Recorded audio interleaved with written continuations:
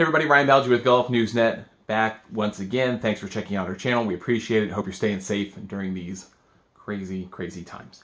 I want to try and bring you some sense of joy and fun and something just to look forward to.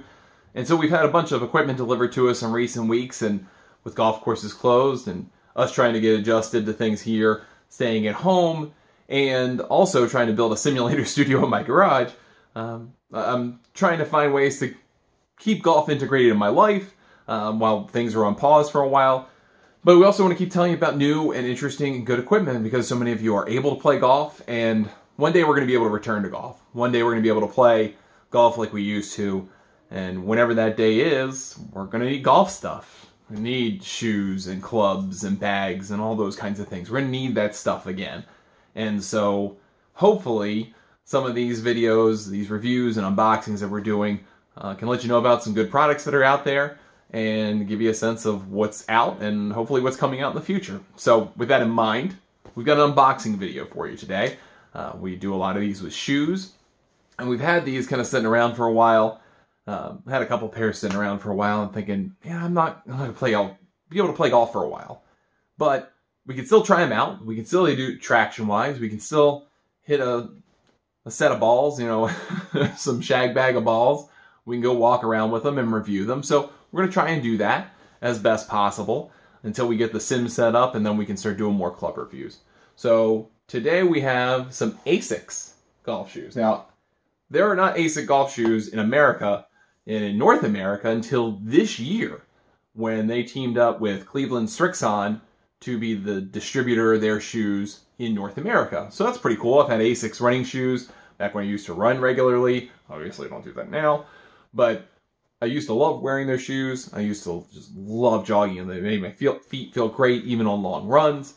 And so I always associate them with comfort and performance when you put stress on your feet. So I was excited to try these out.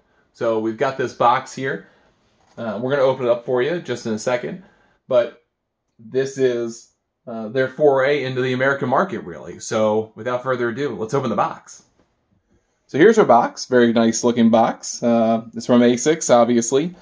And these are called the Gel-Course Duo Boas. Now, you know I'm a big fan of Boa shoes. You know I'm a big fan of the dial system. It helps you get the proper fit for you. And you can do it in micro adjustments. You pop out the dial, and you all of a sudden can make easy, quick changes on the fly. You don't have to untie your shoes or retie your shoes. Just pop it out, twist it in the middle of the round, and you are good to go. But to the shoe at large, I really like the look of these because they look like Asics. They look like shoes I would wear to go running, or shoes I would wear as sneakers.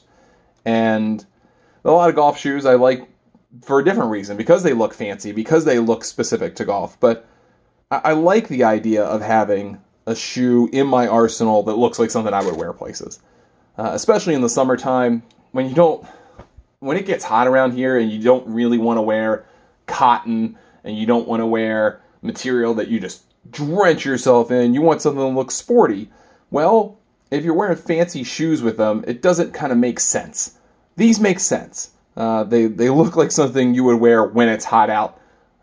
If you weren't wearing sandals or flip-flops or whatever you're into. But anyhow, so these shoes have a tongue that looks like an athletic shoe. This is, it's not mesh material. I mean, it's cover on the top. It's got a waterproof. But here's a little bit more meshy, as you can kind of tell. There's a little bit of a difference. You can kind of tell the glisten on this versus this is different. This is mesh. This is a little bit more unprotected style. And so if you pop open the shoe and fly it open a little bit, you can see there's some help here in the tongue to keep you connected, so it keeps the fit nice and strong. I've tried the shoes on already. The toe portion, the toe box, is a little bit narrower than maybe you would expect if you have a wide foot. It's comfortable, and we're going to have to take it out on the course for a spin to know for sure, but obviously it's not like the widest shoe in the world. That doesn't mean it's bad. It just means you need to know how it's going to fit your foot if you're going to give it a try.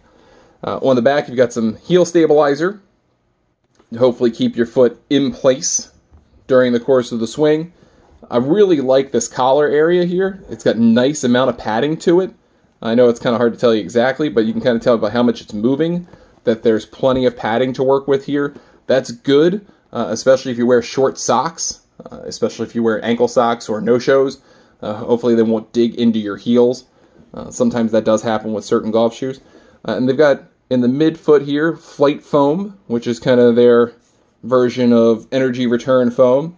The one thing I did find interesting here is this kind of reminds me of a reflector. Maybe you would see if you were a runner that you would wear while you were running. I don't know if that's a call out to that or not, or if it's just kind of a design feature. Whatever. I mean, it's cool. I like the red, white, and blue motif. I have no problem with that at all. But that's something to call out. And then these are indeed spike shoes. I mean, you've got 6 spikes here in total. So you've got 4 here. Actually, you've got 7 spikes. I can't count. So you've got 5 spikes in the front, and then you've got 2 in the heel. Typically, it's a little bit more different than this configuration than maybe you would see these days. With this configuration, you're looking at something where maybe you would have 4 in the heel area, and you would have kind of 4 up here, maybe toward the front. But they're betting that you're going to have kind of your different zones of foot movement in the swing, so that's why there are these kind of channels out of here, so that you've got your room for your foot to move throughout the swing. So you're going to have 1 in the front, 1 spiked area in the front, and then 2 in this midsection, 2 here. And then you probably have figured this out by now, but a lot of modern golf shoes do not have any kind of spiking, significant spiking in the midfoot, because really that's the part of your foot that doesn't touch the ground much during the swing. And then in the heel, a couple spikes there. Plenty of lugs along the way to give you some additional traction points. That's common. This is a pretty light shoe, which I like. It feels light. It does not feel heavy. If you're thinking along the range of heavy shoes, you might think Under Armours are a bit heavier typically, although their spikeless is a little bit lighter than it used to be. And maybe if you're looking on the light end, you're looking at like Puma or True or some Adidas models, those kind of spikeless models. So to get a relatively lightweight spiked model is pretty cool. Again, if you need tremendous amounts of traction, you're working in a tournament situation, maybe not the best shoe for that, but if you're just trying to get around, have a friendly round, and look pretty decent, I think this is a good choice for you. So we're going to take these out for a spin. We're going to give them a try. We'll give a full review over here at Golf News Net when we have a chance very soon. And we'll bring some more unboxing videos of shoes and of other apparel. And we've got more reviews coming on the way, including grips and clubs and all kinds of things coming down the pipe. So thanks for watching. I'm Ryan Ballengee, and we will see you next time.